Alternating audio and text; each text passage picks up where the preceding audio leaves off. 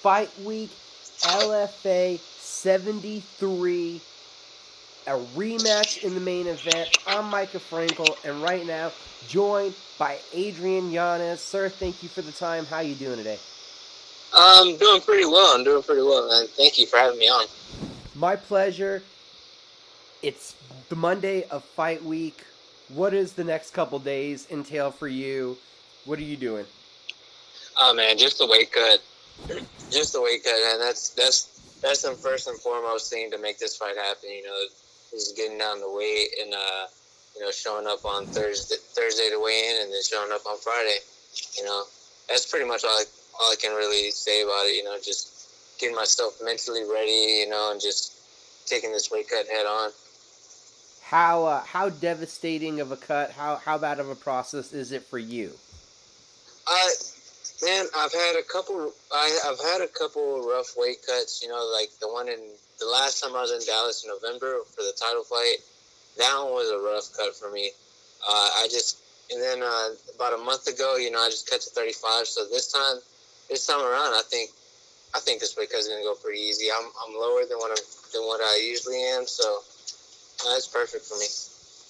When it was a rough cut, it was the Miles Johns fight, and it was about 8 months in between fights. Was that like too long? Was that too much time in between fights that made it harder? Yeah. Whenever I fought, I had fought earlier in the year, but I broke my hand, so I was kind of sidelined for a little bit. So I gained a bit, and then also too when I got into training camp, since we're working on with the wrestling and the strength, I built a lot of muscles that were just building, so it made it tougher to cut the weight. Uh, Against Miles Johns, I ended up cutting like 20 pounds that fight. The smaller guys were not supposed to be cutting 20 pounds. So, that one was a rough cut for me.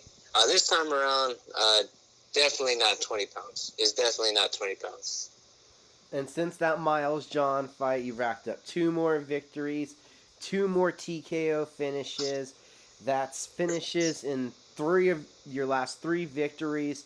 So, how do you feel about the last 2 fights? My last 2 fights, the first one at the beginning of this year was more of a warm up to me.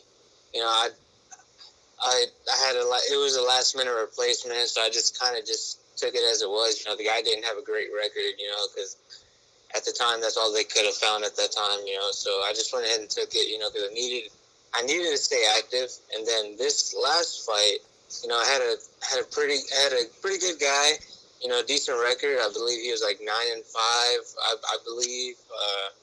So there's a tough test coming up, before I had to take another tough test with Levi. I TKO'd him, so I just felt my level has gotten better, I'm finishing these guys with ease, the guys I'm supposed to finish, I'm finishing them, so feeling good, those last 2 guys are a testament to what I can do, like I'm at a different level. Coming off of the win over Rodriguez, what were you looking for before specifically getting this fight? What were you looking for? Pretty much what I was looking for. Like, what exactly do you mean? Were you just trying to get back to LFA? Were you trying to get to a different promotion? Were you looking for a main event showcase? Were you looking back for a title fight? Like what were your sights set on coming off of that Rodriguez fight? Was this just where you wanted to be? Back with LFA, a main event fight that works out great. Oh yeah, I've always wanted to be back with LFA, but LFA wasn't in Texas at those certain times, and I the last time I had the opportunity to fight for LFA earlier this year, I was injured. I've always wanted to come back to LFA. So after the Rodriguez fight, what's even funny is that I had signed for the Levi Mowles fight before, knowing that I was gonna fight Michael Rodriguez, and then so it was already signed and booked, so I had that to look forward to. Just the thing was, I just didn't know if I was going to be a main event again. I thought they were going to put me on the featured bout, co-main, but I'm extremely happy that I got the top slot, especially against someone with like Levi. Me and him, is going to be our rematch, so that's actually perfect for me. you know, everything just lined up perfectly well for me, and I'm loving it, you know. And after this fight, hopefully LFA brings me back in for another big fight, or you know, I get a call, you know. Two Texas guys, a rematch. You guys fought many, many, many years ago. It feels like right at the beginning of your guys' career, you both evolved a lot. So, how big is the rematch factor of this fight? Man, it feels like a completely new fight, but it feels like the same fight, all in the same in the same breath. You know, because I see what I saw whenever I first fought him. You know, but I know he's gotten extremely better. You know, and I know he sees I know he sees what he sees in me when we first fought. You know, but I've gotten extremely better. You know, it's just the fact that you know we might have fought way back in the day, but our techniques have gotten better. You know, I know he's more of a jiu-jitsu guy. He's learned some kickboxing and boxing. You know, but I feel that my boxing and kickboxing is better than his. So you know, of course, I'm gonna try to exploit that. But yeah, it's like it's almost the same. To me, it's almost the same fight, but just that we're older or more evolved into what styles we are. You know, if that makes sense. How much do you feel your power is going to play a factor? You're stopping guys with punches where he hurts guys with punches and gets into the jiu-jitsu game, and you're finishing guys with punches. How big of a factor does that play in this fight? It's a factor, but you know, the last time I fought him, that's what I was kind of relying on. You know, I just thought I could knock him out with one punch. You know, because the first time I fought him, I was overconfident, I was too cocky, you know, and I went into that fight just not in the right mind state.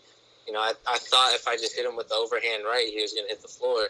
You know, so it's a factor. It's a factor, but I'm not leaning too much on it. I know I could put him out with the punch. I just got to find the way to land the punch. I got setups I need to do. There's just a lot of things that I need to work into it. But it will stop him from committing to anything. You know, the first time I do land a good punch on him, you know, so I plan to accumulate the punches and accumulate the power, you know, and knock him out. You know, because the minute I start looking for the knockout, that's the minute that I'm gonna get caught. You know, so I'm not trying to do that. I'm trying to set up the knockout. So you know, he has to be wary every single step of the way. You know, if he throws a jab, he got to make sure that something's not coming back. He throws a cross, he got to make sure that something's not coming back. If I throw the jab, he better make sure to be on his P's and Q's because the combination that comes afterwards, you know, might put him out. You know, so it's a factor, but you know, I don't lean too much on it.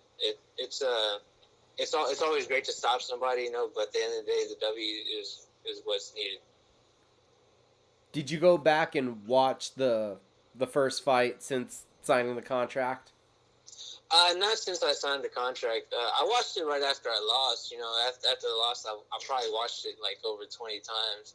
You know, uh, but after like the 20th time, I just stopped. I stopped watching it.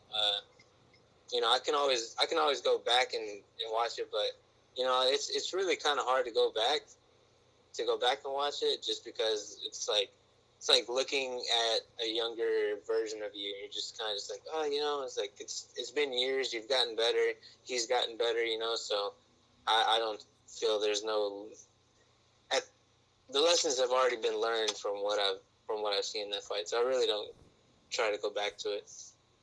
Besides the weight cutting aspect of it, what's the advantage on the quick turnaround having fought just a month ago? The quick turnaround. As soon as I step in that cage, I feel at home. I feel better. You know, people say that ring rust isn't a thing, but I kind of believe it. I kind of believe it at half-heartedly. You know, if you step into that cage, you forget the feeling. You know, there's a different speed, different tempo from stepping in there and being in the gym from being in the cage. There's a different speed, different tempo. Your adrenaline's rushing. You know, and just having that recent experience, you know, kind of makes you feel more calm, more at ease stepping in. And how much of almost a relief would it be that that last fight was just over 3 minutes? Doesn't sound like a lot of time for you to get injured, knowing that this fight was on the table.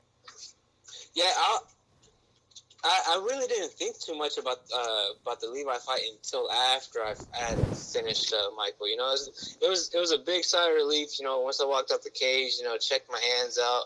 You know, checked my hands out with the doctor and everything, and they found out everything was all good to go. You know, and I felt good right at walking out. You know, I had a little victory cheat meal, but then I had to go right back on a diet. You know, so it was a sigh of relief. You know, so it felt good. You know, I'm just really happy that nothing happened. Like he went for a knee bar, and I had to fight out of it. And ended up like messing one of my knees up, and you know, I'm just glad that I didn't get knocked out. Just glad that I didn't break my hand. You know, I'm just really really happy that happened. You know, so I got this fight to look forward to. So, what are your expectations following this fight? Get a victory here. What would be next? And he's a really great competitor. You know, he's the top of the food chain in Texas. Nationally, you know, nationally he's a top competitor. You know, so I would feel it's either LFA title shot. You know, I get my shot again, or get the call to the UFC. You know, I want to keep active. You know, so if the UFC call isn't there, you know, I want to take a title fight. You know, by November. You know, if that's possible. The only two guys that you've lost to besides Levi, they're currently in the UFC. How close do you feel you are to that level, to being ready for that competition again? Oh, I feel ready. I've been feeling ready. Even when those two losses happened, to Domingo Pilarte, I felt like I won that fight. I don't even feel like I lost. You know, so watching them go in there and compete against those guys gives me so much confidence. You know, just Miles just on his contender series. You know, I felt like I won the title fight. I I personally feel like I won the title fight. You know, I feel like I got rounds 1, 4, and 5. You know, so I'm ready to go those championship rounds. As you can see, you know, I felt like I won those two fights that I lost. Honestly, I should be, in my eyes, I should be 11-1. I should be 11-1 right now in the UFC. But things happen. The judges didn't see it my way those two times. So I'm here. I'm here fighting Levi. And honestly, I said this last November, whenever it was me, Miles Johns, Hafion Stotts, and Levi when we were fighting. Uh, I said that us four, we're UFC level talent. Just the fact that we're having a fight on LFA, but this is UFC level talent. I did an interview and I told that person that, and they agreed. I still believe that right now. I believe all the four of us are UFC level talented. We can be in the UFC competing. This is UFC level fights. This fight that me and Levi are gonna have, it's a UFC level type of fight. It's we're both great. Just the fact that we both haven't got the call. You can see from one of us. Miles, he got the call. He got the call to be on the contenders, and I felt like I won that fight. So, I don't feel like I feel like I'm already ready to take that next step forward. And I feel like this is going to be a crazy fight. I mean, everybody, you got to tune in on AXA TV if you can't be there at the Bomb Factory in Dallas, Texas. I think this is going to be awesome. It's going to be a great fight, Adrian. It was great getting to talk to you, sir. Before I let you go, I wanted to have you let everybody know how they can keep up with you, how they can follow you on social media. Man, I'll just go with the first weird one. Facebook, man, I don't have a fan page or anything like that, so you can just add me as a friend on Facebook. I still haven't reached my limit on friends, so I got plenty of friend space. On Instagram, Adrian Yanez 93, all one, no spaces, no nothing, no dash marks, so straight Adrian Yanez 93 on Instagram, and on Twitter, Yanez MMA. Just follow me, I'll follow back. I don't mind. I like hearing from the fans and everything. It's always great. And real quick, How crazy do you expect that live atmosphere to be in the main event? Two Texas guys there in Dallas, a venue that's been traditionally great for Legacy FC, for LFA. How do you expect that crowd to be Friday night? Man, I'm super excited for that crowd, man. I felt it last November, man. And it was an amazing experience. You could feel the energy. I absolutely loved it. I can't wait to go back. Shoot, after this fight, if I get a chance to fight in Dallas again, I completely want to. That two Texas guys, fighting in Texas. It's always the best. It's the best of both worlds. Might be Houston versus Dallas a little bit, but I felt welcomed as soon as I walked into Dallas. Had people, had Dallas natives, coming up to me saying, "Great fight. We can't wait to see you come back again." So I'm excited. I can't wait for that. You know, I've always wanted to go to Dallas. I went there once, and I can't wait to go back again. Great getting to talk to you, Adrian. And thank you, man. Thank you very much.